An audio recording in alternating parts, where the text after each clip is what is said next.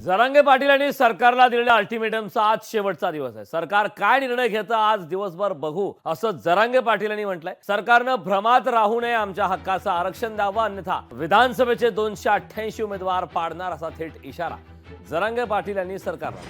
नारायण राणेंच्या खासदारकीला विनायक राऊतांनी आव्हान दिलं. विनायक राऊतांकडून हायकोर्टात याचिका दाखल करण्यात आली. मतं विकत घेऊन तसंच मतदारांना धमकावून विजय मिळवल्याचा आरोप करण्यात आला. मतदारांना धमकावत मिळवलेली खासदारकी रद्द करण्याची मागणी करण्यात आलेली आहे. विधान परिषदेच्या निवडणुकीमध्ये काँग्रेसचे 7 आमदार फुटले. विदर्भातील 1, मराठवाड्यातील 3 तर मुंबईतील 1 आमदार फुटल्याची माहिती सूत्रांकडून मिळते.